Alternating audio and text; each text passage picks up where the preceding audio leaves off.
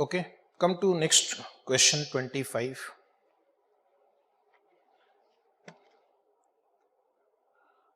Question number 25 बहुत easy है.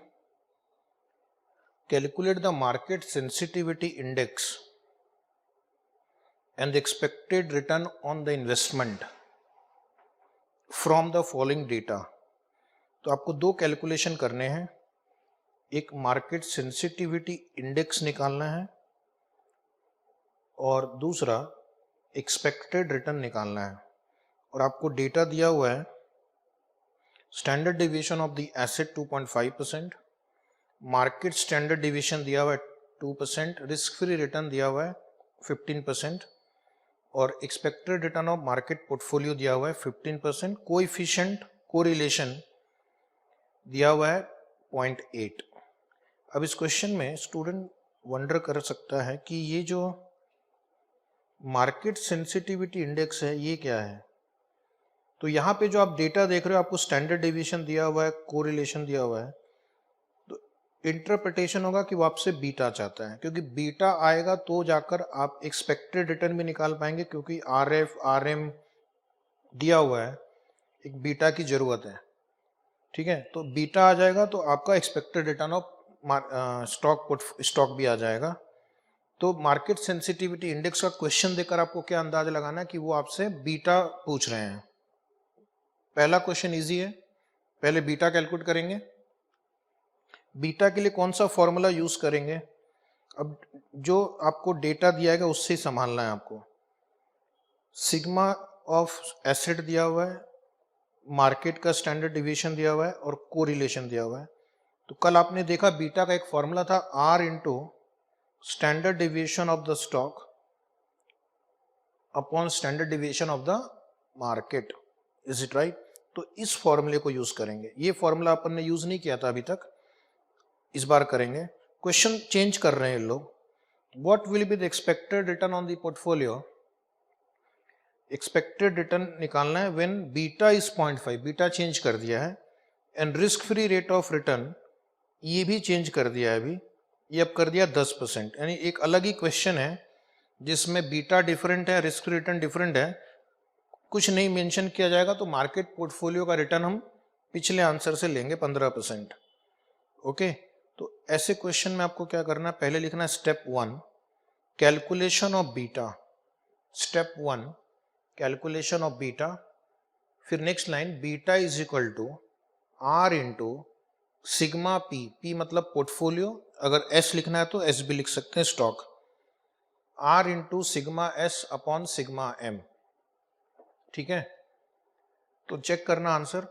Correlation दिया हुआ 0.8, standard deviation of stock 2.5 and standard deviation of market दिया हुआ है 2. सॉल्व करेंगे तो अब आपका आंसर आएगा. अरे ये तो 1 आ रहा है, कोई बात नहीं, नीचे लिखना step 2 expected return as per CAPM.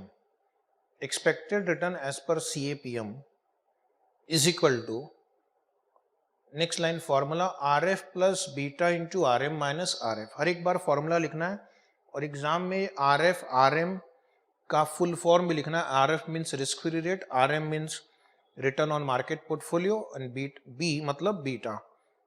अब आप डेटा पुट करो. 13 प्लस 1 कहाँ से है, ऊपर बीटा. 15 माइनस 3 सॉल्व करेंगे, बहुत इजी है, आंसर आएगा 15%. एक चीज नोट करना, अगर बीटा 1 है तो स्टॉक का रिटर्न मार्केट के रिटर्न के बराबर होगा. तो अगर मान लो एग्जाम में बिल्कुल टाइम ही नहीं है, 5 सेकंड भी नहीं है, तो अगर आपने बीटा 1 निकाल लिया है तो ये इतना लिखने की एक्चुअली आवश्यकता नहीं है, क्योंकि आप एग्जाम में लिख सकते हैं since beta is equal to 1 stock return is equal to market return is equal to 15%.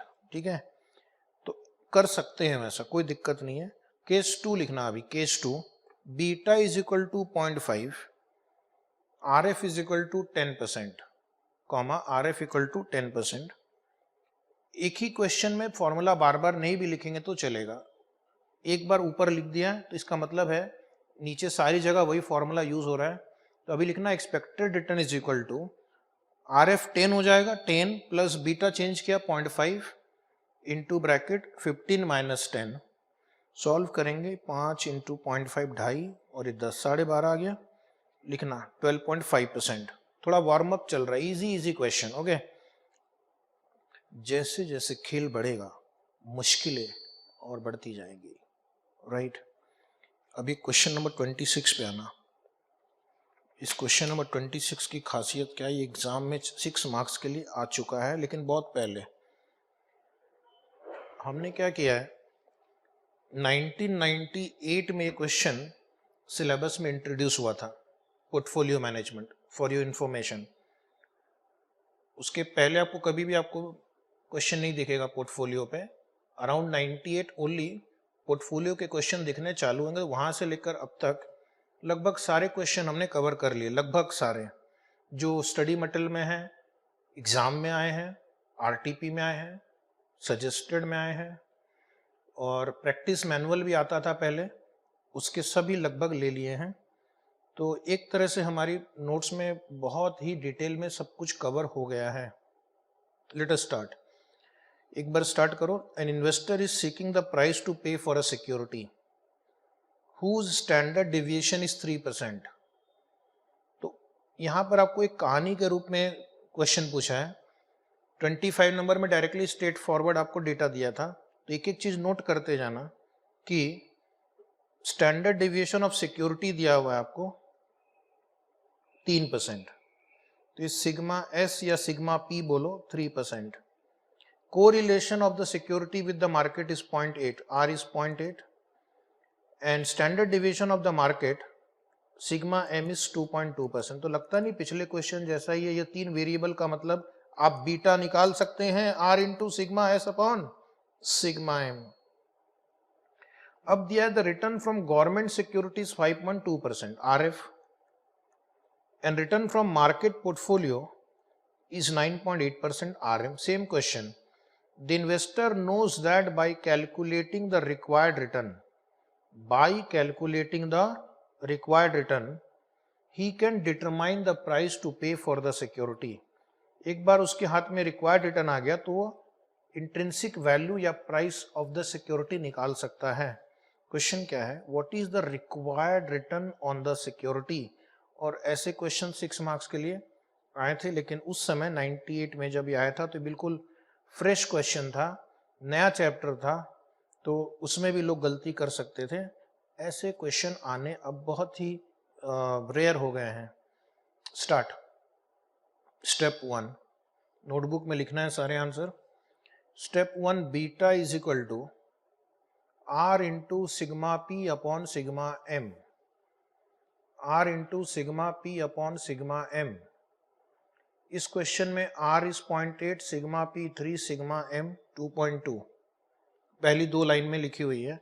Calculator पे 0.8 इंटू 3 डिवाइड बाई 2.2 करना तो आंसर लगभग आएगा 1.09। डेसिमल के बाद 2, 3, 4 डिजिट लिख सकते हैं आप। 2 भी लिखा तो कोई बात नहीं, अलाउड है। और हमारा क्वेश्चन है what is the required return as per CAPM। CAPM लिखना, required return as per CAPM is equal to RF plus beta into RM minus RF। RF की वैल्यू थर्ड लाइन में है 5.2 प्लस बीटा 1.09, RM 9.8 है, 9.8 minus RF 5.2। तो ये solve करेंगे, answer आएगा लगभग, चेक करना, 10.21%। Is it 10.21%? चेक कर लेना, मैं भी चेक करता हूँ एक बार। 9.8 minus 5.2 into 1.09 plus 5.2 equal to 10.214% आ रहा है। ठीक है, 10.21, no problem.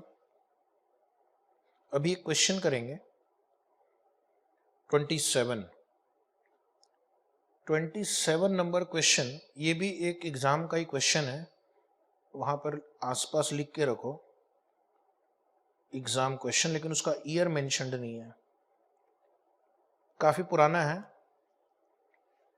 The market portfolio has a historically based expected return of 0.085 and a standard deviation of 0.035 during a period when risk-free assets yielded 0.025.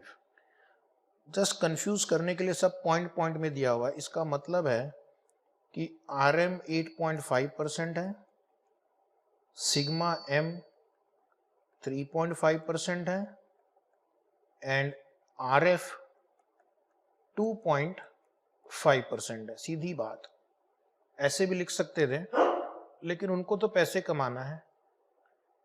The 0.06 risk premium is assumed to be constant through time. What is 0.06 risk premium? ये क्या है? तो ध्यान से ऊपर वाले paragraph में देखना, RM और RF 8.5 माइनस 2.5 कितना हुआ? 6%. तो रिस्क प्रीमियम 6% है और ये कांस्टेंट रहेगा. भले RF बढ़ जाए तो RF बढ़ेगा तो भी आपका जो रिस्क प्रीमियम है वो 6% ही रहेगा. ठीक है. तो जब भी RF में चेंज होगा उतना ही RM में भी चेंज होगा, ताकि ये जो डिफरेंस है वो हमेशा 6% मेंटेन रहे.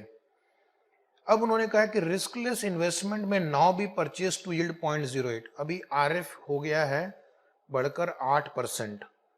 अगर RF 8 हो गया है, रिस्क प्रीमियम कहा है कि 0.06 ही रहेगा, तो इसका मतलब है कि आपका मार्केट का जो रिटर्न है वो 14 हो जाएगा. 8 और 6 14. ठीक है.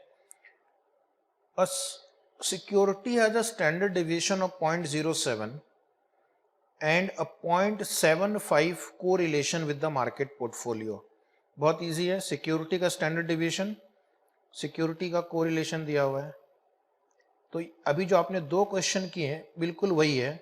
सिक्योरिटी का स्टैंडर्ड डिविएशन, कोरिलेशन और ऊपर मार्केट का स्टैंडर्ड डिविएशन दिया हुआ है. तो क्या बीटा कैलकुलेट कर सकते हैं? बिल्कुल. The market portfolio is now expected to have a standard deviation of 0.035. Waste of time, क्योंकि मार्केट का स्टैंडर्ड डिविएशन ऑलरेडी ऊपर में दिया हुआ है 0.035 और ये भी 0.035 ही है.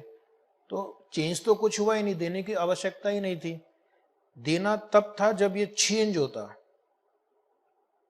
लेकिन उन्होंने उसी लाइन को रिपीट किया 0.035. पता नहीं क्यों. अभी मैं सब इरेज कर देता हूँ. ठीक है. और उसके बाद क्या लिखा है? Find the security beta. पहला क्वेश्चन, फॉर्मूला अप्लाई करो, आंसर पाओ. Find the equilibrium required expected return of the security. मतलब एक ही चीज लिख सकते थे ना. Find the equilibrium return of the security, find the required return of the security, find expected return of the security. तो सब मिला जुला के एक साथ ही लिख दिया. रिक्वायर्ड भी, एक्सपेक्टेड भी, इक्विलिब्रियम भी. किसी एक से भी काम चल जाता था. तो पहले तो मैं क्या करूंगा, बीटा का फॉर्मूला यूज करके बीटा कैलकुलेट कर लेते हैं. स्टेप 1 लिखना. Step 1, calculation of beta. Calculation of beta. Beta is equal to R into sigma P upon sigma M. R की वैल्यू है 0.75. देखो क्वेश्चन में दिया हुआ है towards the end. Sigma P भी लास्ट पैराग्राफ में है 0.07 और सिग्मा M भी लास्ट पैराग्राफ में 0.035. आप इसको 7 डिवाइड बाय 3.5 भी लिख सकते थे, कोई फर्क नहीं पड़ेगा. आपका आंसर आएगा 1.5. Beta is 1.5. Beta is a relative measure of risk, इसलिए हम कोई परसेंटेज वगैरह नहीं लिख रहे हैं यहाँ पे. अब जो आपका नेक्स्ट क्वेश्चन है कि रिक्वायर्ड रिटर्न क्या होगा, तो रिक्वायर्ड रिटर्न का फॉर्मूला है, रिक्वायर्ड रिटर्न का फॉर्मूला है as per CAPM RF plus beta into RM minus RF. RF plus beta into RM minus RF. अब RF कितना हो गया? 8%. 0.08 को मैं या तो 0.08 लिखूंगा तो सब कुछ पॉइंट्स में लिखना होगा, या परसेंट पूरा लिखेंगे तो 8% plus beta 1.5. RM minus RF will remain constant लिखा है उन्होंने. तो पहले भी 6% था, अभी भी 6 रहेगा. Risk premium, market risk premium will remain constant. तो या तो आप 14 माइनस 8 लिख दो या फिर जस्ट 6 लिख दो, क्योंकि 6 कांस्टेंट है तो मल्टीप्लाई करेंगे तो आपका आंसर आएगा 17%। ओके, इस क्वेश्चन में आरएफ चेंज हो गया। तो क्या आरएफ चेंज होने से डायग्राम चेंज होता है? लिखो, एक नोट लिखवाता हूं।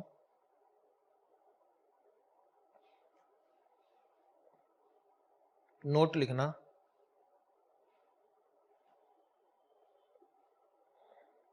Note, intercept of SML. SML मतलब security market line, represents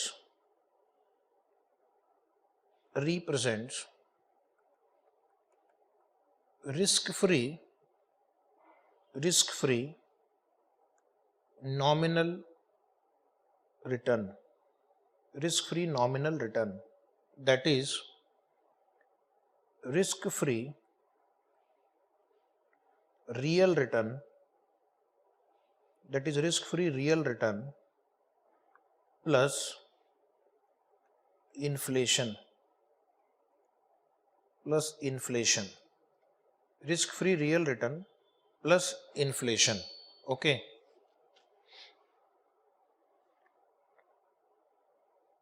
if the inflation changes, पहले लिख लो, अभी सब ऊपर से जा रहा है। if the inflation changes, the nominal return will change, the nominal return will change and the intercept, that is RF, will change. Intercept, that is RF, will change, but risk premium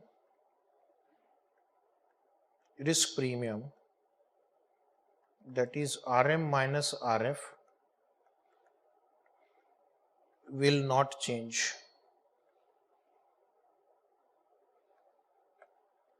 Will not change. तो पहले तो मैं समझ सकता हूं कि आपको कुछ नहीं समझा, क्योंकि अभी तक कुछ एक्सप्लेन किया ही नहीं है मैंने। Intercept of SML represents risk free nominal return, that is risk free real return plus inflation. If the inflation changes, अगर inflation change होगा तो the nominal return will also change and the intercept, that is RF, will change, but the risk premium, that is RM minus RF, will not change. ठीक है, अब मैं इसको explain करता हूं। तो नीचे आपको दो डायग्राम ड्रॉ करने पड़ेंगे। इसी क्वेश्चन में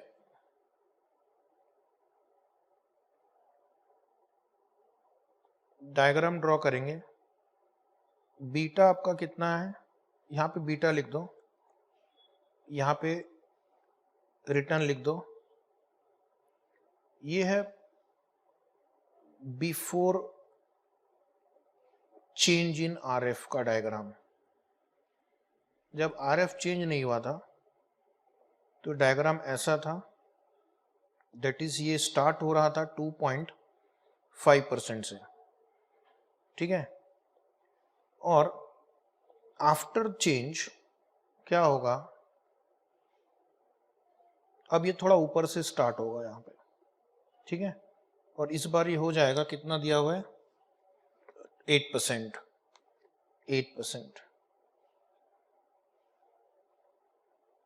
इस डायग्राम के यहाँ पे लिखो आफ्टर द चेंज। वैसे एक डायग्राम में भी हम ड्रॉ कर सकते थे। जो एंगल आप ड्रॉ करोगे वो वही रहेगा, that represents the slope of the line. तो स्लोप ऑफ द लाइन या एसएमएल की जो एंगल है वो चेंज नहीं करना है, सिर्फ इंटरसेप्ट चेंज करना है। सर इंटरसेप्ट का मतलब क्या होता है? इंटरसेप्ट का मतलब ये पॉइंट जहां से एसएमएल लाइन ओरिजिनेट हो रही है वाई एक्सिस से, इसको बोलते हैं इंटरसेप्ट। ओके, थोड़ा बहुत मैथ्स में आपने पढ़ा होगा, ये इंटरसेप्ट पॉइंट है। तो किसी भी कारण से इस क्वेश्चन में रिस्क फ्री रेट 2.5 से बढ़कर 8 हो गया, तो इससे ये जो लाइन है, ये लाइन पहले यहाँ 2.5 में थी, अब ये बढ़कर ऊपर चले जाएगी और इसके साथ साथ सारा चलेगा, लेकिन ये जो रिस्क प्रीमियम का जो एंगल है, ये एंगल मेंटेन रहेगा।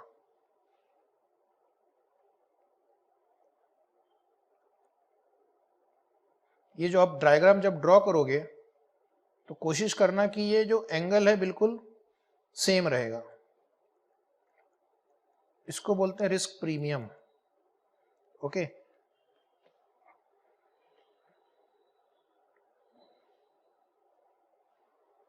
अभी मैंने एक वर्ड यूज किया nominal return, nominal risk free return. Nominal risk free return का मतलब होता है real risk free return plus inflation. हर एक इकोनॉमी में जो मार्केट में इंटरेस्ट रेट होता है, रिस्क फ्री इंटरेस्ट रेट, वो दो कंपोनेंट का बना होता है। एक होता है रियल रिटर्न, जिसमें इन्फ्लेशन का प्रीमियम नहीं है। टाइम वैल्यू ऑफ मनी याद करो, वहां पर हमने आपको क्या कहा था कि the rate of return is comprised of 3 component. एक होता है बेसिक इंटरेस्ट रेट यानी रिस्क फ्री रेट, प्लस एक होता है इन्फ्लेशन, और तीसरा होता है risk premium. Is it right? तो जो नॉमिनल रिस्क फ्री रिटर्न होगा, नॉमिनल, उसमें एक रियल रिस्क फ्री रिटर्न शामिल है प्लस इन्फ्लेशन शामिल है। तो अगर किसी इकोनॉमी में इन्फ्लेशन बढ़ गया तो लोगों को लगता है कि हमारा रिस्क फ्री रिटर्न भी बढ़ना चाहिए।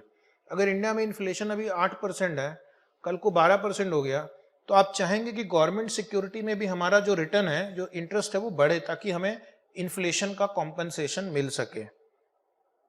इसलिए अगर रिस्क फ्री रिटर्न चेंज होता है ड्यू टू इन्फ्लेशन, तो ये जो लाइन है इंटरसेप्ट, ये चेंज होगा, but that angle which is representing risk premium will not change. तो इस क्वेश्चन को लेने का हमारा मकसद यही था, to tell you that the intercept of SML can change due to change in RF. Angle भी चेंज हो सकता है, कब? जब आपका रिस्क प्रीमियम चेंज हो। ठीक है, जब रिस्क प्रीमियम चेंज होगा तो एंगल भी चेंज हो सकता है। ठीक है, तो पहले मैं नेक्स्ट क्वेश्चन करवाऊंगा 28 नंबर। ये हो गया हमारा 27, लेकिन 28 जाने के पहले नीचे एक नोटबुक में छोटा सा पैराग्राफ लिखेंगे, valuation of equity shares under CAPM. Valuation of equity shares under CAPM. 2 chapter अभी लिंक होंगे। एक तो आपने वैल्यूएशन ऑफ इक्विटी शेयर पढ़ा है, अभी आपने सीएपीएम का फॉर्मूला देख लिया, तो हम दोनों को मिक्स करेंगे और वैल्यूएशन ऑफ इक्विटी शेयर निकालना सीखेंगे। तो लिखो valuation of equity shares under CAPM. अब इस क्वेश्चन में आपको कई सारे ऐसे प्रॉब्लम आएंगे जहां पर आपको शेयर की इंट्रिंसिक वैल्यू निकालने का क्वेश्चन आएगा। ऑलरेडी किया जा चुका है पिछले चैप्टर में वैल्यूएशन ऑफ शेयर, लेकिन वहां पर हम बहुत डिटेल में नहीं गए थे, 1-2 क्वेश्चन ही किया था सीएपीएम वाला। अब यहाँ पर वैल्यूएशन के वापस कई सारे क्वेश्चन आएंगे, लेकिन उसमें पहले आपको कॉस्ट ऑफ इक्विटी निकालने के लिए सीएपीएम का फॉर्मूला यूज करना पड़ेगा। तो स्टेप 1 क्या होगा? Calculate cost of equity using CAPM formula. Calculate cost of equity using CAPM formula. Notebook में अभी हम लिख रहे हैं valuation of equity share under CAPM. Step 1, calculate KE using CAPM formula. CAPM formula समझ में आया? अदरवाइज यहां पे लिख के रखो ब्रैकेट में,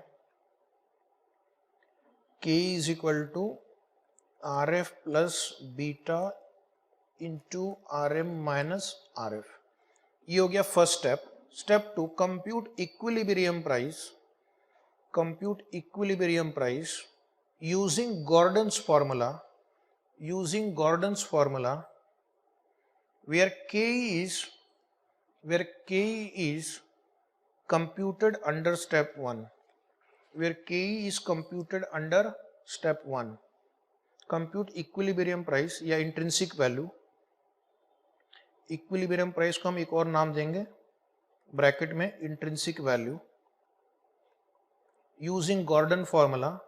या आपने गॉर्डन फॉर्मूला सुना है वैल्यूएशन ऑफ शेयर चैप्टर में, ये वाला formula, where K is computed under step 1। Cost of equity ये वाला लेंगे जो आपने यहां पे कैलकुलेट किया है। दो फॉर्मूला नीचे लिखना, P0 equal to D1 upon K, zero growth in dividend. आपने पढ़ा है zero growth model, same dividend continue होगा, कांस्टेंट डिविडेंड, कांस्टेंट डिविडेंड या जीरो ग्रोथ रेट दिया हो तो ये D1 अपॉन के। दूसरा फॉर्मूला, और P0 equal to D1 upon K minus G, constant growth rate, constant growth rate model, constant growth rate D1 upon K minus G, G का मतलब ग्रोथ रेट, ठीक है, subject to K is greater than G, subject to cost of equity should be greater than growth rate। Okay, अब इस दोनों फॉर्मूले में खासकर सेकेंड फॉर्मूले में याद रखना, ये जो डिविडेंड होगा ये नेक्स्ट ईयर का डिविडेंड होगा। फर्स्ट वाले में फर्क नहीं पड़ता क्योंकि डिविडेंड कांस्टेंट है, बट थियोरेटिकली ये भी D1 ही है क्योंकि फॉर्मूला नेक्स्ट ईयर के डिविडेंड की एक इनफाइनाइट सीरीज को प्रेजेंट वैल्यू में कन्वर्ट किया गया है। लेकिन दूसरे में ध्यान रखना, अगर आपको लास्ट डिविडेंड दिया गया है तो आपको D1 निकालना होगा, तो D1 will be D0 into 1 plus G. Okay, अगर आपको D0 क्वेश्चन में लिखा last dividend was 2 rupees, past dividend was 4 rupees, तो D0 दिया हुआ है, उसको D1 में पहले कन्वर्ट करना, उसके बाद ये गॉर्डन फॉर्मूला लगाना। उसके बाद वो क्वेश्चन क्या पूछेगा आपसे कि करंट मार्केट प्राइस इतना इतना दिया हुआ है, should you by the share, तो ये हमारा इंट्रिंसिक वैल्यू हो गया। अगर मार्केट प्राइस इंट्रिंसिक वैल्यू से कम है, जैसा हमने अभी पिछले चैप्टर में भी किया था, इसलिए मैं लिखवा नहीं रहा हूं, तो फिर आपको लिखना शेयर अंडर प्राइस्ड है, बाई करेंगे। और अगर मार्केट प्राइस इंट्रिंसिक वैल्यू से ज्यादा तो शेयर ओवर प्राइस्ड है, सेल करेंगे। ठीक है, अंडर प्राइस्ड बाई करेंगे, ओवर प्राइस सेल करेंगे। Question number 28। क्वेश्चन नंबर 28 क्या कहता है, A and S have been paying a dividend of ₹32 each year. दो कंपनी है, दोनों का डिविडेंड पर शेयर 32 रुपए, 32। Beta of the two companies are 1.25 and 1.4 respectively. दोनों कंपनी का डिविडेंड सेम है लेकिन उनका रिस्क अलग है, इसलिए उनका बीटा अलग है। मार्केट में रिस्क फ्री रिटर्न कितने चल रहा है, 6%, एंड मार्केट रिटर्न और इस 10%, मतलब ये RM है 10 और RF है 6। क्वेश्चन क्या कहता है, what is the prediction about share price of this two entities. दोनों कंपनी की आपको शेयर प्राइस निकालनी है, तो पहले हमें क्या करना पड़ेगा, स्टेप 1 कॉस्ट ऑफ इक्विटी या required rate of return as per CAPM निकालेंगे। बीटा आपको ऑलरेडी कैलकुलेट करके दिया हुआ है, RM RF दिया हुआ है, तो पहले कॉस्ट ऑफ इक्विटी निकाल लो। अब इस क्वेश्चन में हमें देखना है कि ये जीरो ग्रोथ मॉडल है या कांस्टेंट ग्रोथ रेट मॉडल है। क्वेश्चन में कहीं पे भी ग्रोथ रेट इन डिविडेंड नहीं दिया हुआ है, सिर्फ ये लिखा हुआ है कि दोनों कंपनी सिर्फ 32 रुपीज डिविडेंड पे करती है, ग्रोथ रेट नहीं है। पहला फॉर्मूला यूज करेंगे D1 अपॉन के। ओके, तो पहले स्टेप 1 लिखो, calculation of required return using CAPM, calculation of required return using CAPM। step 1 required return of A limited, step 1 required return of A limited as per CAPM, formula RF plus beta into RM minus RF, RF plus beta into RM minus RF। हर बार मैं आपको formula लिखवाऊंगा तो ध्यान में बैठ जाएगा ये।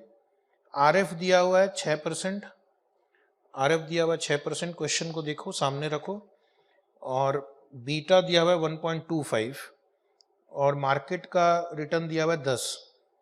तो solve करना, पहले 10 - 6 करो, इंटू 1.25 करो, फिर +6 करो, तो 11% आ गया। अब इसके नीचे लिखना step 2 required return of S limited as per CAPM। Formula नहीं लिखना चाहते हैं मत लिखो, डायरेक्टली 6 प्लस बीटा 1.4 है इंटू 10-6, तो ये आपका 4 इंटू 1.4 प्लस 6 इक्वल टू 11.6% आ गया। आप चाहे तो टेबल बना के भी कर सकते हैं। अब ये इनका जो है रिक्वायर्ड रिटर्न है, डिस्काउंट रेट है।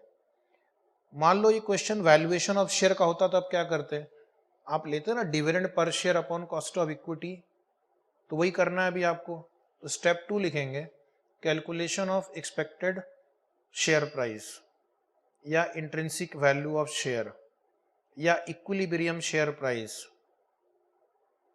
Calculation of equilibrium share price.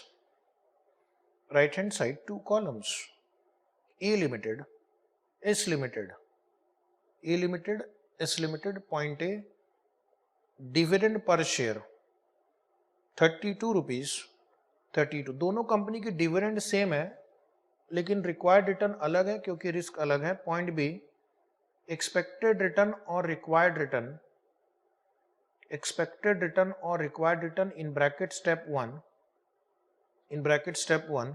तो स्टेप 1 में आप जाएंगे तो 11%, स्टेप 2 में जाएंगे 11.6%, इसके नीचे स्टेप 1, इसके नीचे स्टेप 2, और ये जो हेडिंग है उसको स्टेप 3 लिखना है एक्चुअली। अब मैं आपको मौका दूंगा 3 सेकंड का, आपको एक्सपेक्टेड मार्केट प्राइस बताना है। इस कंपनी की एनुअल डिविडेंड है 32 हर साल और इसका जो एक्सपेक्टेड रिटर्न है 11% है, तो कितना अमाउंट आप देने के लिए रेडी हो जाएंगे। A अपॉन R का फॉर्मूला यूज करना है। Chapter 1 time value of money में हमने देखा एक इनफाइनाइट एन्युटी का जो डिविडेंड होता है उसकी प्रेजेंट वैल्यू होती है A अपॉन R। यहाँ पे A अपॉन B लिख रहे हैं, A का मतलब डिविडेंड और B का मतलब एक्सपेक्टेड रिटर्न। जब हम टेबल बनाते हैं तो टेबल के नोटेशंस को यहाँ पे फॉर्मूले में लिखते हैं। चेक करना 32 divide by 11%, 32 divide by 11% 290.91, 32 divide by 11.6%, तो आप देखेंगे 275.86 आ रहा है। ये आपका आंसर कंप्लीट हुआ। ये सिर्फ एक वार्म अप क्वेश्चन था। दो कॉन्सेप्ट को लिंक किया हमने, इक्विटी की कॉस्ट को और शेयर प्राइस निकालने के कॉन्सेप्ट को। इस चैप्टर में बहुत सारे प्रॉब्लम में हमें शेयर प्राइस निकालना है और उसके लिए पहले cost of equity as per CAPM निकालेंगे। अभी एक और क्वेश्चन हम प्रैक्टिस करेंगे 29। अब आप पहले जो अब 28 तक जो क्वेश्चन आए थे वो इजी थे, अब थोड़े क्वेश्चन की डिफिकल्टी लेवल बढ़ेगी। इस क्वेश्चन के सामने इंपॉर्टेंट लिखना है, ये एग्जाम ओरिएंटेड क्वेश्चन है। इस टाइप के क्वेश्चन एग्जाम में 4 to 8 मार्क्स के लिए आते हैं। ठीक है, इस टाइप के क्वेश्चन एग्जाम में 4 to 8 मार्क्स के लिए आते थे, आते हैं, आते रहेंगे। सो क्वेश्चन नंबर 29 क्या बोल रहा है कि रिस्क फ्री रिटर्न 8% है,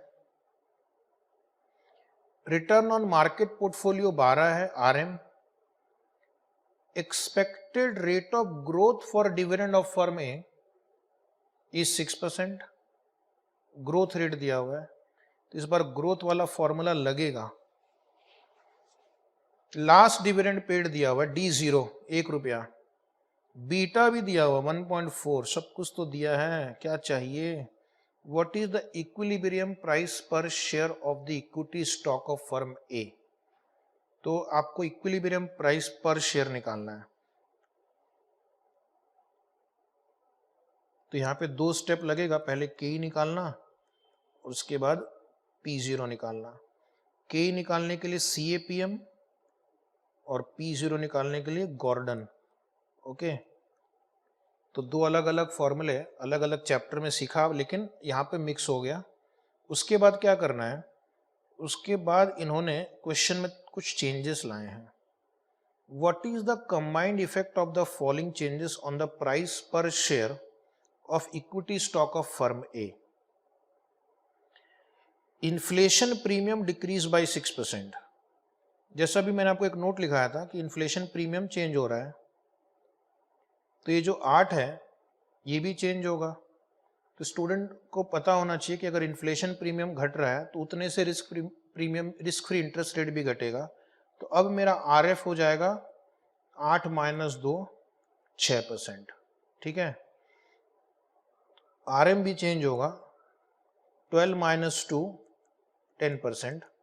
लेकिन ये RM - RF मेंटेन रहेगा 10 - 6 4%. यहां पे भी देखना 4 का डिफरेंस था. और ये इन्फ्लेशन प्रीमियम चेंज होने से आपका रिस्क फ्री रेट चेंज होगा लेकिन रिस्क प्रीमियम चेंज नहीं होगा. पहले वो जो हम लाइन ड्रॉ करते थे वो यहाँ 8 से स्टार्ट हो रही थी, अब जो लाइन ड्रॉ करेंगे वो 6 से स्टार्ट होगी. ये इसका मतलब है. और दूसरा, शेयर की प्राइस भी चेंज होगी क्योंकि उन्होंने एक और चेंज किया, ग्रोथ रेट इंक्रीजेस बाय 2%. यहाँ पे ग्रोथ रेट 6 है तो 6 + 2 हो जाएगा 8. यानी पूरा क्वेश्चन आपको दोबारा सॉल्व करना है. दोबारा आपको कॉस्ट ऑफ इक्विटी निकालनी होगी और दोबारा आपको इक्विलिब्रियम प्राइस निकालना होगा with the revise data. Okay. तो इस क्वेश्चन को बेसिकली 2 बार सॉल्व करना है. एक बार ये ओरिजिनल डेटा के साथ और एक बार ये रिवाइज्ड डेटा के साथ. स्टेप 1, पहले ओरिजिनल सॉल्व करते हैं. ओरिजिनल में हमें सब कुछ दिया हुआ है. कॉस्ट ऑफ इक्विटी निकालने के लिए सारा जो वेरिएबल्स चाहिए उनकी वैल्यू दी हुई है. लिखना cost of equity equal to RF plus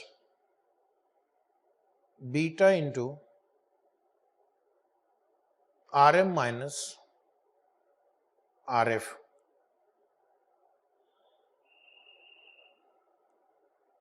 cost of equity equal to, original question में RF कितना दिया हुआ है, फर्स्ट लाइन में 8, उसी क्वेश्चन में पांचवी लाइन में बीटा 1.4, RM दिया हुआ सेकेंड लाइन में 12 माइनस 8. सॉल्व करेंगे 5 सेकेंड में. सॉल्व 1 2 3 4 5. आंसर कुछ 13.6% आ रहा है क्या? 12 minus 8 4 into 1.4 plus 8 equal to 13.6%. सही जवाब. स्टेप 2 लिखना equilibrium price using Gordon's formula. Equilibrium price equal to Gordon's formula P0 equal to D1 upon K minus G. अब यहाँ पे ये जो कॉस्ट ऑफ इक्विटी है ये 13.6% होगा. राइट. D1 क्या होगा? लास्ट डिविडेंड 1 रुपया है और ग्रोथ रेट है 6%. तो 1 इंटू 1.06, क्योंकि अगला डिविडेंड हमें लेना है तो नेक्स्ट ईयर का डिविडेंड 6% ज़्यादा होगा. 1 into 1.06 divide by cost of equity, ये 13.6%. ग्रोथ रेट ओरिजिनल क्वेश्चन में 6% दिया हुआ है. तो अपने कैलकुलेटर पे 1.06 टाइप करना डिवाइड बाई 7.6%. तो आंसर लगभग आ रहा है 13.95 रुपीज़. 13.95 रुपीज़. राइट है. अब हम क्या करेंगे? डेटा रिवाइज करेंगे. तो स्टेप 3 में सिर्फ लिखना है रिवाइज डेटा. हमारा रिस्क फ्री रेट जो है वो पहले 8 था, अभी इन्फ्लेशन प्रीमियम डिक्रीजेस है बाय 2%. तो 8 माइनस 2 6%. पहले जो भी रिस्क इन्फ्लेशन प्रीमियम था वो घट गया, उससे हमारा जो रिस्क फ्री रिटर्न है वो भी घट जाएगा. ठीक है. RM 12 था, वो भी 2 से घट जाएगा 10. ग्रोथ रेट 2 से बढ़ जाएगा 6 + 2 हो जाएगा 8%. क्या बीटा के बारे में भी कुछ कहा गया है? नहीं. तो बीटा ऑफ द फर्म, जिनकी बुक्स में प्रॉब्लम है बीटा ऑफ द फर्म 1.4 ठीक से टाइप नहीं, वहाँ पे बीटा लिख लेना है. Beta is equal to 1.4. Question में 5th लाइन बीटा चेंज नहीं हुआ. कुछ प्रॉब्लम एग्जाम में उन्होंने बीटा भी चेंज किया है, तो उस केस में हम बीटा भी चेंज कर देंगे. और RM भी चेंज नहीं हुआ है, RM चेंज हुआ है sorry, market risk premium change नहीं हुआ है। जिनको लिखना है ऐसे भी लिख सकते हैं, RM माइनस RF 10 माइनस 6 4%। ये 4% आप देखेंगे पहले भी 4 ही था, अभी भी 4 है। क्या हमारा कॉस्ट ऑफ इक्विटी रिवाइज होगा? हाँ, तो नीचे एक लिखेंगे step 4, cost of equity change होगा ना, क्योंकि आपका RF चेंज हो गया है, तो RF चेंज होगा तो कॉस्ट ऑफ इक्विटी भी चेंज होगा। Computation of revise cost of equity as per CAPM, RF plus beta into RM minus RF, 6 plus 1.4। Exam में ध्यान देना, कहीं बीटा चेंज किया तो चेंज वाला बीटा, चेंज्ड बीटा लिखना है आपको। 6 प्लस 1.4 इंटू ब्रैकेट 10 माइनस 6, या डायरेक्टली 4 लिख सकते हैं, क्योंकि अगर आपने यहाँ पे 4 ऑलरेडी दिखाया है तो इंटू 4 लिख सकते हैं। सॉल्व करना, ये 4 इंटू 1.4 5.6 प्लस 6 11.6% आ रहा है। तो आप देखेंगे ये भी 2% से घट गया, पहले 13.6 था, अभी 11.6 हो गया। तो जैसे रिस्क फ्री रिटर्न घटेगा, मार्केट में जो भी रिक्वायर्ड रेट ऑफ रिटर्न है सब 2-2 से कम हो जाएंगे। Okay, real return plus inflation plus risk premium, real return change नहीं हुआ, रिस्क प्रीमियम चेंज नहीं हुआ, सिर्फ ये जो बीच में इन्फ्लेशन था ये चेंज हो गया, 2 से घट गया, तो ऑटोमेटिकली सारे टोटल 2 से घटेंगे। ठीक है। स्टेप 5, इक्विलिब्रियम प्राइस रिवाइज लिखो, revised equilibrium price, revised equilibrium price using Gordon's formula.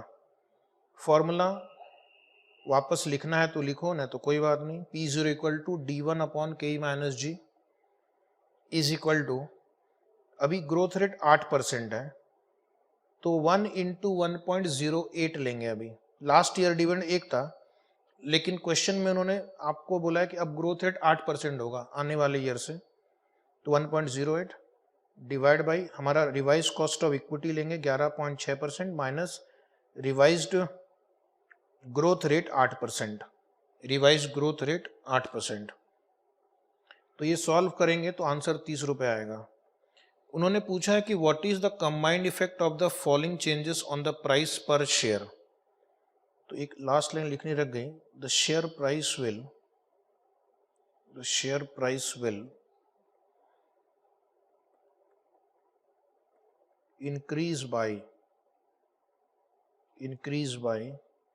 30 minus, पहले कितना था 30.95, तो 30 माइनस 13.95, तो इसका मतलब है शेयर की प्राइस 16 रुपीज 5 पैसे से चेंज होगी, 16.05 से बढ़ जाएगी।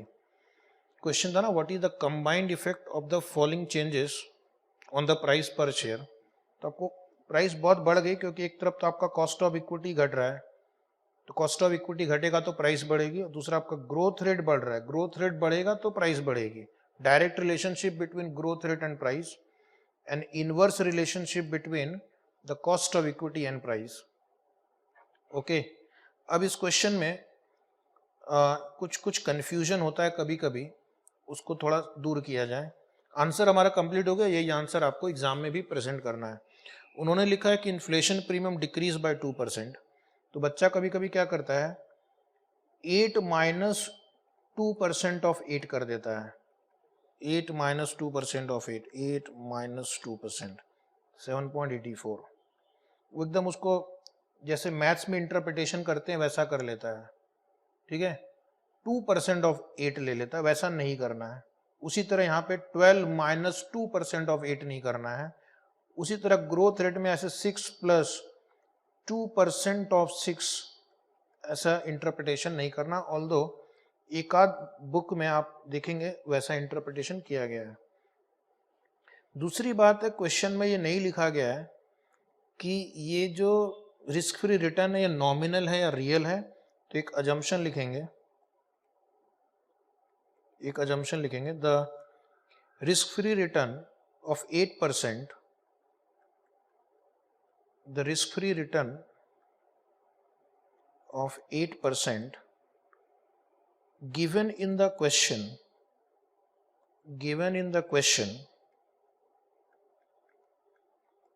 is nominal return. Nominal risk free return is nominal risk free return. एक बार मैं वापस बोल दूं अगर पढ़ने में दिक्कत हो रही हो तो, the risk free return of 8% given in the question is nominal risk free return. is nominal risk free return. Okay क्या हमें हर क्वेश्चन में नोट लिखना? नहीं, जिस क्वेश्चन में ये इन्फ्लेशन वाला एडजस्टमेंट आएगा वहां पे लिखना है. ओके अभी इसको मैं एक बार एक डायग्राम से भी एक्सप्लेन करूं कि क्या हुआ है. तो नीचे आप डायग्राम ड्रॉ करना, एक्स एक्सिस में बीटा लिखना, वाई एक्सिस में रिटर्न लिखना. पहले हमारा रिस्क फ्री रिटर्न क्या था? 8, तो ये 8%. बाद में ये 2% घट गया, तो ये बिल्कुल पैरेलल ड्रॉ करना 6%.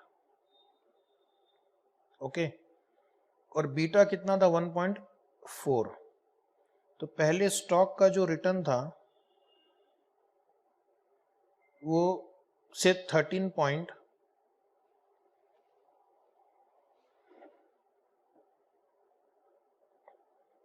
एक मिनट रुको, इसको मत ड्रॉ करो.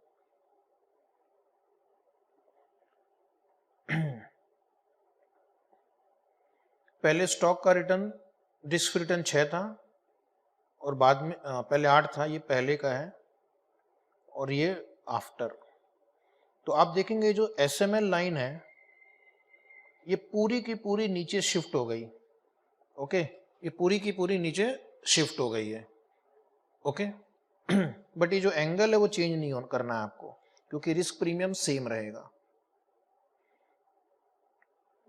तो ये डायग्राम से भी आपको थोड़ा समझ में आ गया कि जो भी चेंज होगा वो 2% का चेंज होगा. बीटा भी आप जो भी बीटा लोगे, पहले जो भी आंसर आ रहा था उससे 2% कम आएगा, क्योंकि ये जो गैप है ये 2% मेंटेन्ड है. ओके और ये जो एंगल है वो मेंटेन्ड है, तो आपका जो भी रिक्वायर्ड रिटर्न आएगा वो पहले से 2% कम आएगा. अगर सिर्फ रिस्क फ्री रिटर्न चेंज होता है तो एंगल चेंज हो गया तो आपका जो एक्सपेक्टेड रिटर्न है वो फिर अलग तरह से चेंज होगा, डिपेंडिंग अपॉन कि वो एंगल कितने से चेंज हुआ. ओके चलिए एक क्वेश्चन और करना चाहते हैं. Question number 30, very important exam oriented लिख दिया. पहले क्वेश्चन पढ़ लेते हैं. कुछ इसमें क्वेश्चन 29 जैसा इफेक्ट दिखेगा, लेकिन थोड़ा अलग भी है, बिल्कुल एग्जैक्टली 100% सेम नहीं है. The required return on the market portfolio is 12%, RM beta 2. Required return on the stock दिया हुआ इस बार, पिछले बार ना आपने कॉस्ट ऑफ इक्विटी निकाला था, इस बार दिया हुआ है.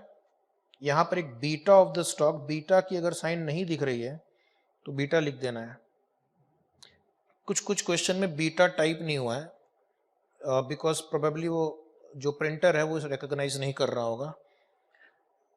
द रिक्वायर्ड रिटर्न दिया हुआ है, ग्रोथ रेट दिया हुआ है 5%, प्राइस भी दिया हुआ है 30 रुपया. इस बार आपने जो पिछले क्वेश्चन में कॉस्ट ऑफ इक्विटी और प्राइस निकाला, इस बार उन्होंने सब कुछ आपको हाथ में थमा के दिया हुआ है. What is the expected dividend per share of stock x next year? Question change किया इन्होंने. इस बार उन्हें आपसे एक्सपेक्टेड डिविडेंड नेक्स्ट ईयर पूछा है, तो D1 upon K minus G is P0. ठीक है, तो P0 आपको पता है 30 रुपया, कॉस्ट ऑफ इक्विटी पता है आपको 18%, ग्रोथ रेट 5, ये पता है, ये पता है, ये पता है. तो क्या आप D1 निकाल सकते हैं? हाँ. उसके बाद D1 निकाल लिया. What is the combined effect of the falling on the price per share of stock X. What is the combined effect of the falling on the price per share of the stock X? अब ये question आपको अभी जो 29 number किया उसकी तरह है. Inflation premium decrease bye 2%, inflation increase by 2%. तो इसका इफेक्ट क्या होगा? RF 2% से बढ़ेगा, RM 2% से बढ़ेगा. ठीक है, RF 2% से इंक्रीज कर देना, RM 2% से इंक्रीज कर देना.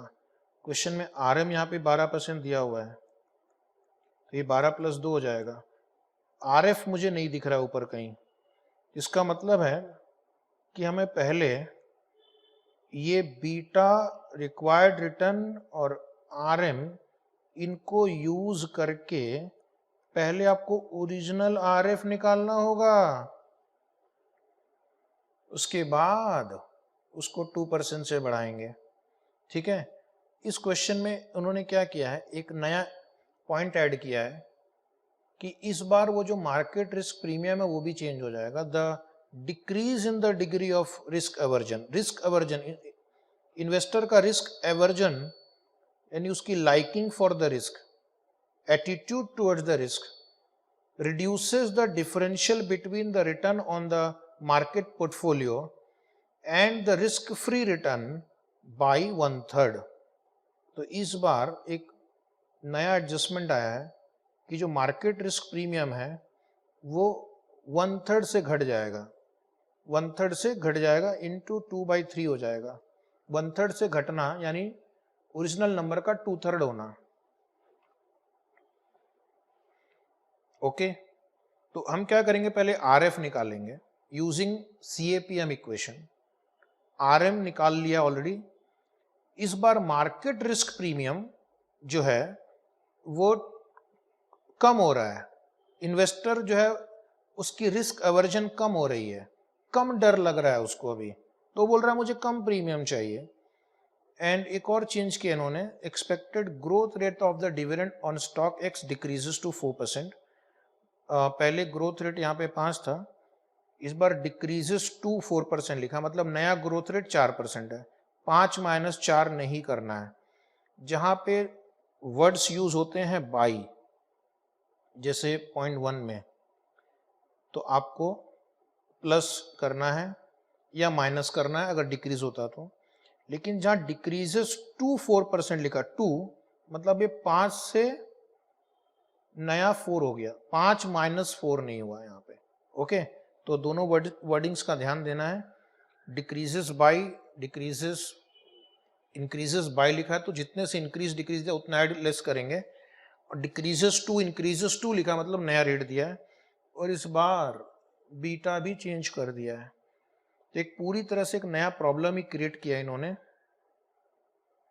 आपको क्या करना है, आपको पहले ओरिजिनल क्वेश्चन में एक्सपेक्टेड डिविडेंड निकालना है, डेटा रिवाइज करना है, रिवाइज्ड प्राइस निकालना है, और आपको बताना है कि प्राइस पे कितने का प्रभाव पड़ेगा इन सारे चीज़ों से, इन सारे चेंजेस की वजह से प्राइस पे क्या प्रभाव पड़ेगा. पहले आप लिखना step 1.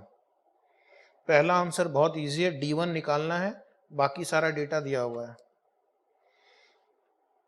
Right, computation of expected dividend per share, computation of expected dividend per share using dividend discount model, या फिर आप गॉर्डन मॉडल भी लिख सकते हैं. ओके, दोनों सेम है. Calculation of expected dividend using dividend discount model और गॉर्डन मॉडल.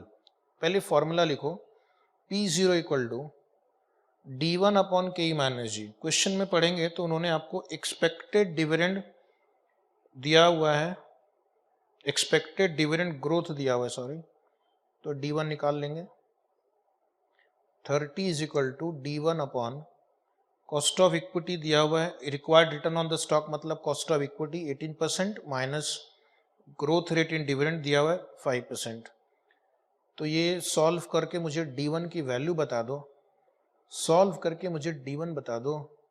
तो D1 होगा 3.9. ये जो D1 है 3.9 है, ये 5% ग्रोथ रेट पे बेस्ड है, यानी ग्रोथ रेट 5 हुआ तो D1 3.9 होगा। अब जरा ध्यान देना, अगर ग्रोथ रेट चेंज हुआ तो हमारा एक्सपेक्टेड डिविडेंड भी चेंज होगा। चलिए उसके बारे में चर्चा करेंगे रिवाइज्ड आंसर में। अब इस क्वेश्चन में आप देखोगे तो रिस्क फ्री रेट नहीं दिया हुआ है। रिस्क फ्री रेट कैसे निकालेंगे? CAPM के इक्वेशन के द्वारा। बाकी सारा डिटेल दिया हुआ है, बीटा दिया हुआ है, RM दिया हुआ है, एक्सपेक्टेड रिटर्न ऑन स्टॉक दिया हुआ है। तो क्या हम इस इक्वेशन के माध्यम से RF निकाल सकते हैं? बोलो ना हाँ। हाँ तो निकालो। लिखेंगे step 2, calculation of risk free rate of interest, calculation of risk free rate of interest using CAPM return,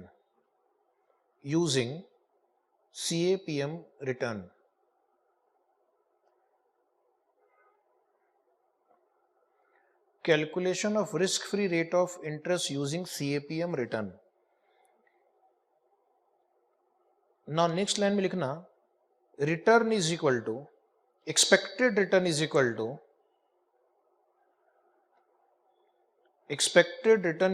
to RF plus beta into RM minus RF।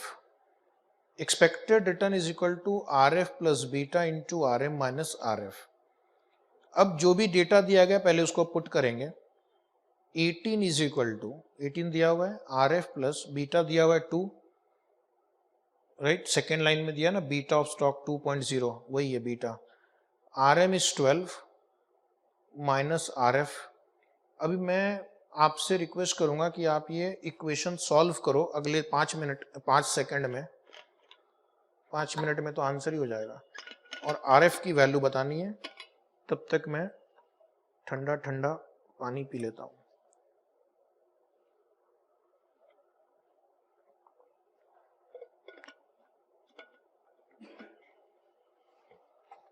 Solve कर लिया, क्या पाया? RF is equal to 6%। Equation इस तरह से solve करेंगे, 18 equal to RF plus 24 minus 2 RF। उसके बाद इसको थोड़ा हम एडजस्ट करेंगे तो RF 6% आ जाएगा, ठीक है। RF 6% आ गया। अब मेरा स्टेप 3 क्या होगा? Revise data. रिवाइज डेटा लिखो, रिवाइज डेटा स्टेप 3। तो वापस क्वेश्चन सामने रखो और जो जो चेंजेस उन्होंने सजेस्ट किए हैं वो आप लिखना। उन्होंने लिखा है कि इन्फ्लेशन प्रीमियम इंक्रीजेस बाय 2%, तो RF will be equal to now 6 plus 2 8%। 2% of 6 नहीं लेना, मैंने बता दिया ऑलरेडी। तो RM भी चेंज होगा, 12 plus 2 14%, 12 plus 2 14%। Market risk premium, अब यहां पर एक लाइन वापस पढ़ते हैं एक बार, ठीक है। Decrease in the degree of risk aversion reduces the differential between the return on market portfolio and the risk free return by 1/3। तो मार्केट रिस्क प्रीमियम चेंज हो जाएगा 14 माइनस 8 माइनस 1/3 ऑफ 14 माइनस 8। कितना आया आंसर? 1/3 से कम कर दो, जो भी है 6 जो है ना 1/3 से कम हो जाएगा। मान लो ये आपको थोड़ा दिक्कत दे रहा है तो इसकी जगह आप लिखो और 14 माइनस 8 इंटू 2/3, ये हो गया 4%। ये नॉर्मली रिस्क प्रीमियम 6% होना चाहिए था, लेकिन यहाँ पे इन्वेस्टर का जो रिस्क एवर्जन है, जो रिस्क प्रीमियम वो चाहता है वही कम हो गया, तो 4% आ गया। आगे के सारे कैलकुलेशन में 4 लेना है, ठीक है। फिर लिखना ग्रोथ रेट। ग्रोथ रेट उन्होंने रिवाइज किया 4%, बीटा रिवाइज किया 1.8। तो मेरा कॉस्ट ऑफ इक्विटी चेंज होगा, बोलो हाँ या ना। कॉस्ट ऑफ इक्विटी चेंज होगा। स्टेप 4 लिखना, क्यों कॉस्ट ऑफ इक्विटी चेंज होगा? एक तो आपका RF चेंज हो रहा है, तो आपका इंटरसेप्ट ही चेंज हो गया। दूसरा, इस बार ये रिस्क प्रीमियम जो पहले 6 था अभी 4 हो गया, और तीसरा हमारा ये जो बीटा है वो पहले 2 था अभी वो 1.8 हो गया। तो आरएफ भी चेंज है, रिस्क प्रीमियम भी चेंज है, बीटा भी चेंज है। तो क्या आपको लगता नहीं कि कॉस्ट ऑफ इक्विटी रिवाइज होना चाहिए? तो आप यहाँ लिखोगे step for computation of revised expected return as per CAPM। फिर नीचे लिखना K is equal to formula RF plus beta into RM minus RF। ऊपर देखना RF अभी 8 है, बीटा 1.8 है, और ये रिवाइज रिस्क प्रीमियम 4 है। रिवाइज रिस्क प्रीमियम 4 है, तो आपका आंसर आएगा 1.8 इंटू 4 7.2 प्लस 8 15.2%। अब इसके बेसिस पे आपको शेयर की प्राइस निकालनी है। 30 सेकंड का पहले मैं आपको टाइम दूंगा, कोशिश करो और बताओ कि what will be the revised share price. What will be the revised share price. ठीक है, 10-20 सेकंड आप ट्राई करो, मैं वेट करता हूँ, आपको दिखता रहूंगा। मैंने आपको पूरा दे दिया रिवाइज डेटा, इसके बेसिस पे आपको रिवाइज शेयर प्राइस कैलकुलेट करनी है। वेट कर रहा हूँ, 10 सेकंड बचे हैं, अब तक हो जाना चाहिए बहुत लोगों का। ठीक है, तो अब यहाँ पर हम क्या करेंगे, रिवाइज शेयर प्राइस करेंगे। उसके लिए एक इम्पॉर्टेंट कैलकुलेशन आपको करना है कि आपका जो डिविडेंड है वो भी रिवाइज होगा, क्योंकि ग्रोथ रेट चेंज हो गया है। तो पहले मैं क्या करूँगा, पीछे जाऊँगा। ठीक है, पहले मैं 1 साल पीछे जाके देखता हूँ कि पिछले साल क्या डिविडेंड दिया था। समझो, पहले उन्होंने कहा कि अगर ग्रोथ रेट 5% है तो हमारा अगले साल का डिविडेंड 3.90 होगा। इसका मतलब मुझे पहले D0 निकालना होगा, और D0 आएगा, और अगर मेरा ग्रोथ रेट चेंज हो गया, सपोज 4% हो गया अभी, तो मेरा ये एक्सपेक्टेड डिविडेंड भी चेंज होगा, राइट। तो पहले मैं क्या करूँगा, 3.90 को 1 साल पीछे जाकर देखता हूँ क्या होगा, तो उसके लिए 1.05 से डिवाइड करेंगे, फिर जो आंसर आएगा उसको 1.04 से मल्टीप्लाई करेंगे, तो हमें वापस रिवाइज डिविडेंड मिलेगा। तो जरा चेक करना कितना आंसर आता है। Calculation of dividend of last year. कुछ लोग ये नहीं करते हैं तो मार्क्स कट सकते हैं, वैसे इसके ऊपर मैं आपको एक नोट लिखाऊंगा। 3.9 डिवाइड बाई 1.05, तो ये आंसर आप चेक करना 3.714। तो अब मेरा नेक्स्ट ईयर का डिविडेंड भी चेंज होगा, बोलो ना हाँ कि ना। क्योंकि अगर ग्रोथ रेट चेंज होता है तो आपका एक्सपेक्टेड डिविडेंड भी चेंज होगा। हम D1 लेते हैं, D1 is D0 into 1 plus जी, तो 1 प्लस जी में वो जी चेंज हुआ है तो हमारा D1 भी चेंज होगा। ओके, तो देखना जरा answer. Market price, revised market price लिखो, रिवाइज्ड मार्केट प्राइस। हर बार आपको रिवाइज्ड वर्ड लिखना है। Revised market price P0 equal to D1 upon K minus G. D1 क्या होगा, अभी पिछले साल का डिविडेंड, रिवाइज ग्रोथ रेट 4% है इंटू 1.04, आपका रिवाइज्ड कॉस्ट ऑफ इक्विटी है 15.2%, और आपका रिवाइज ग्रोथ रेट है 4%। सॉल्व करके आंसर देखना 34.49, 34.49। ओके, सो क्वेश्चन आपको कहता है कि what is the combined effect of the falling on the price per share. तो अभी लिखना एक note, the price of the share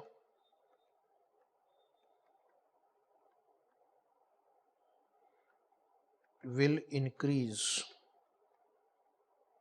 by 34.49 minus पहले 30 रुपए था, ₹4.49, ₹4.49। Okay, it is assumed that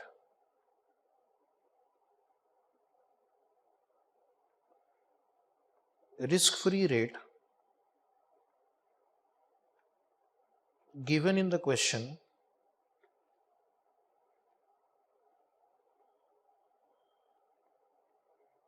is nominal risk free return is nominal risk free return.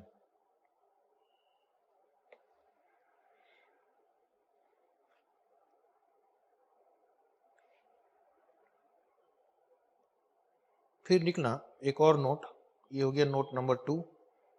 Note number 3, it is assumed that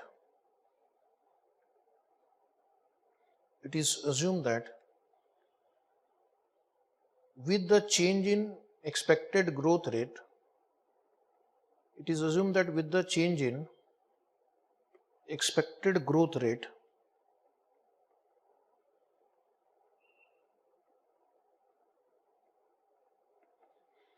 with the change in expected growth rate in dividend, growth rate किसका? Dividend का. With the change in expected growth rate in dividend, expected dividend of next year, expected dividend of next year will also change. Expected dividend of next year will also change. Okay, however,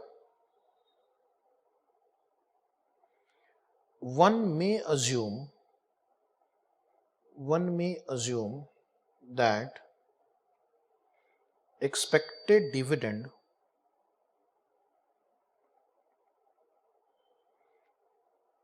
will not change.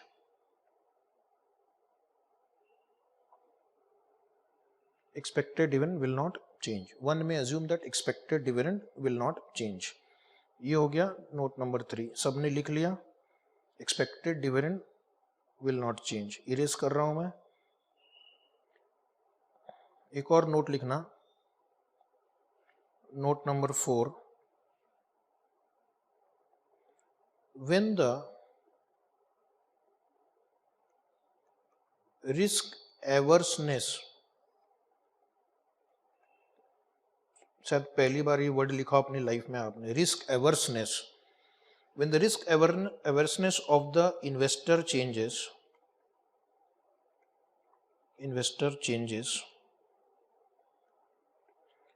the slope of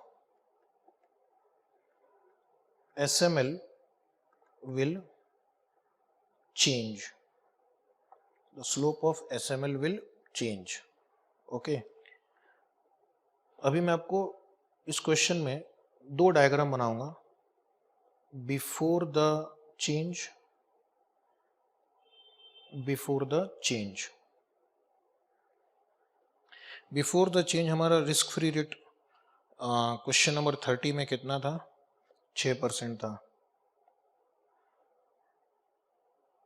तो ऐसे एक diagram draw करना, 6% beta,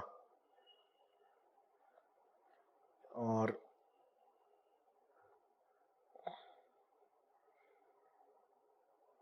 ये हो गया risk premium,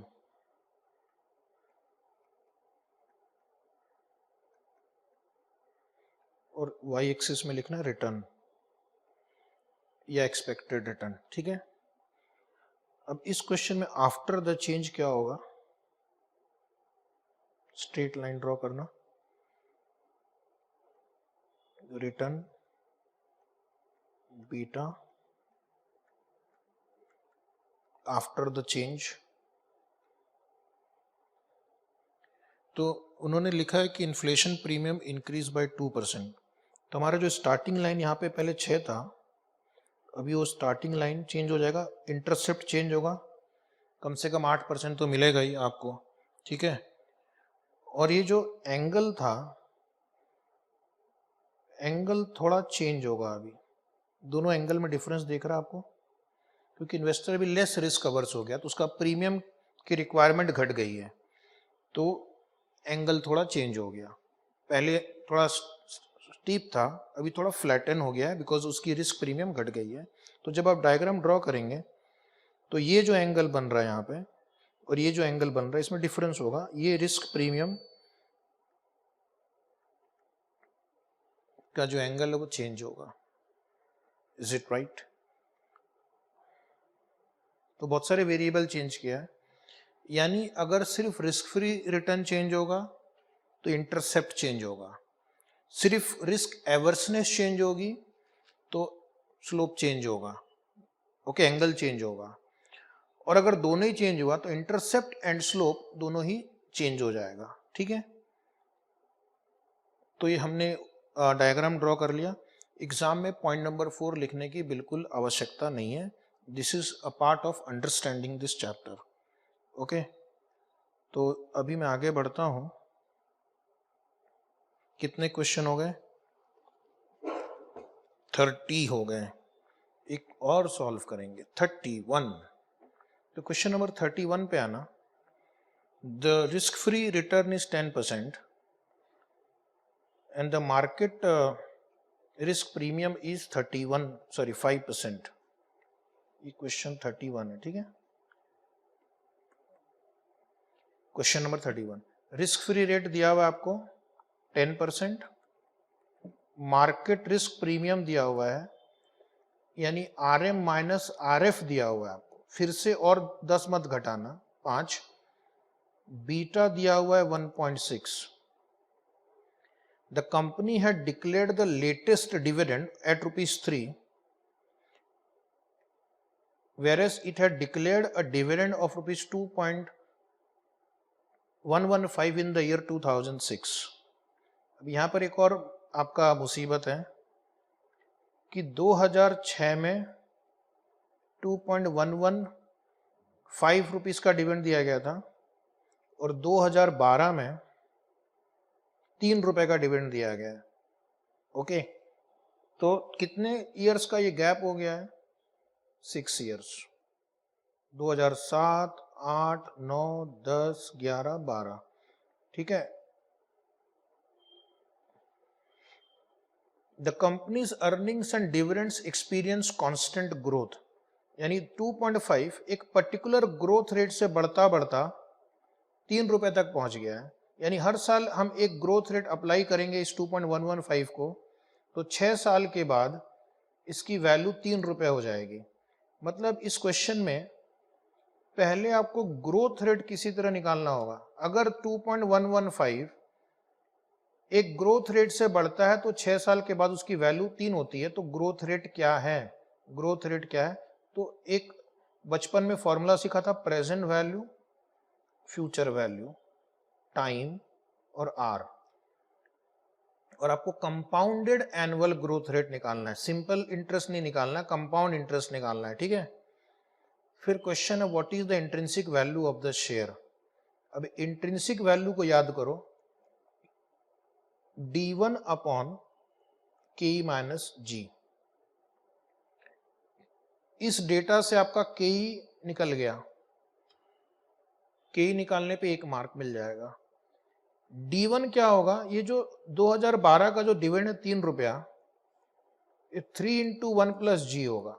3 नहीं होगा, 3 लिखेंगे पूरे मार्क्स कट जाएंगे, फिर 3 इंटू 1 प्लस जी, तो जी नहीं है हमारे पास, तो उसको निकालना पड़ेगा और एक यहाँ पर आपको ग्रोथ रेट लगेगा। तो हमेशा पहले देखना है कि हमारा डेस्टिनेशन क्या है, D1 अपॉन KE माइनस जी। KE अवेलेबल है, निकाल सकते हैं इजिली, लेकिन ग्रोथ रेट निकाले बिना D1 नहीं निकल सकता और इंट्रिंसिक वैल्यू नहीं निकल सकती, तो हमें ग्रोथ रेट निकालना पड़ेगा। और ऐसा हमने वैल्यूएशन ऑफ शेयर चैप्टर में आपको कई बार प्रैक्टिस भी करवाई थी, अगर याद हो तो। Let us right step 1, cost of equity. Cost of equity as per CAPM, cost of equity equal to RF plus beta into RM minus RF। सारा डेटा अवेलेबल है। RF दिया हुआ है, देखो फर्स्ट लाइन में 10, बीटा दिया हुआ है फर्स्ट लाइन में 1.6, मार्केट रिस्क प्रीमियम दिया हुआ है 5। मार्केट रिस्क प्रीमियम यानी RM माइनस RF हो गया। तो इसको सॉल्व करेंगे तो आपका आंसर आएगा 1.5 इंटू 6 कर लेना, 8 और 10 18, 18%। 18% हो गया सबका 18%। स्टेप 2 लिखना, dividend growth rate. Step 2 dividend growth rate bracket में जी। ठीक है, पहले आपको मैं 5-10 सेकंड दूंगा, आपको अपना मैथमेटिकल स्किल दिखाना है। तब तक मैं पीऊंगा ठंडा ठंडा पानी। 5 सेकंड होने में बस 4 सेकंड।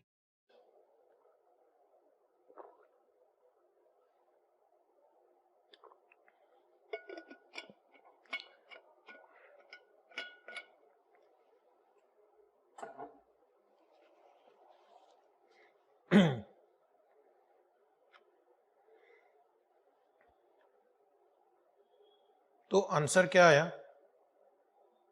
सभी लोग कोशिश कर रहे हैं। वैसे तो मैं डायरेक्टली भी आपको बताऊंगा कैसे लिख सकते हो, लेकिन इसकी लॉजिक समझ लें कि 2 रुपीज 115.115 वो अमाउंट अगर एक ग्रोथ रेट से बढ़ता है 6 सालों तक, तो 6 साल के बाद उसकी वैल्यू 3 रुपये हो जाती है। तो सिंपली वो फ्यूचर वैल्यू का फॉर्मूला यूज करने से काम आ जाएगा। Future value is equal to present value into 1 plus G to the power n। यहाँ पे फ्यूचर वैल्यू क्या है? 3 रुपया। Present value 2.115। ये फॉर्मूले को एकदम ऐसा ध्यान में रखना है, निकाल सकते हैं कोई भी मिसिंग फिगर यहाँ से, into 1 plus G to the power 6। अब आप 3 डिवाइड बाई 2.115 करो कैलकुलेटर पे, 1.4184 आ रहा है। देखना, 3 divide by 2.115 equal to 1.4184 and right side में बच गया 1 plus G to the power 6। तो मैं ऐसे भी लिख सकता हूं कि 1 plus G is equal to 1.4184 to the power 1/6। अभी इसको कैलकुलेटर पे कैसे सॉल्व करेंगे वो मैं आपको ट्रिक सिखाता हूं। तो पहले आप लिखना कैलकुलेटर पे, टेक, पहले ये नंबर टाइप करो 1.4184, 1.4184, press square root 12 times, press square root 12 times. उसके बाद प्रेस -1, -1। फिर यहाँ पे 1/6 है, तो आप क्या करना, डिवाइड बाई 6 करो, डिवाइड बाई 6, क्योंकि 1/6 है। उसके बाद +1, +1, फिर उसके बाद multiply equal to 12 times, multiply equal to 12 times. तो 12 टाइम्स ठीक से करो, और आपके पास कैलकुलेटर पे एक नंबर दिखेगा, जब वो हो जाएगा तो 1.06 समथिंग, 1 पॉइंट, इस पूरे की वैल्यू आएगी 1.06। ओके, तो अब इस इक्वेशन को सॉल्व करेंगे, 1.06 माइनस 1.06, तो फाइनल आंसर आ गया 6%। फाइनल आ गया 6%। ठीक है, अगर यहाँ पे आप डेसिमल में लिखते हो, मान लो फॉर एग्जांपल इसको मैं 1/6 की जगह 0.1666 कर दूं, तो उस केस में यहाँ पे मल्टीप्लाई बाई 0.1667 इस टाइप का करना। ठीक है, उतना ध्यान रखना है कि पावर में अगर आपने डेसिमल में लिखा है तो मल्टीप्लाई करना है, और अगर रेशियो में लिखा है 1/6 तो 6 से डिवाइड करना है। तो अब मेरे पास ग्रोथ रेट आ गया, तो इंट्रिंसिक वैल्यू निकालना बहुत इजी है। लिखना step 3, intrinsic value of share, intrinsic value of share P0 equal to D1 upon K minus G। D1 कितना होगा, लिखो इक्वल टू 3, तो लास्ट डिविडेंड है जो पे हो चुका है, अगला डिविडेंड होगा 3 इंटू 1.06। न्यूमरेटर में लिखना, ऊपर 3 इंटू 1.06 डिवाइड बाई डिनोमिनेटर में आपका कॉस्ट ऑफ इक्विटी स्टेप 1 में 18% था, स्टेप 2 में ग्रोथ रेट 6% आया, तो डिनोमिनेटर में 18% माइनस 6% 12%, तो कैलकुलेटर उठाओ 3 into 1.06 equal to 3.18 divide by 12% करो, डिवाइड बाई 12%, तो ये करीब आंसर आ रहा है 26.50. Is it right? ऐसे भी क्वेश्चन आते हैं। इस क्वेश्चन में आपका दोनों चैप्टर का प्रयोग हो गया, डिविडेंड डिस्काउंट मॉडल भी यूज हो गया है और कॉस्ट ऑफ इक्विटी निकालने का फॉर्मूला भी यूज हो गया है। ठीक है, so now will continue tomorrow.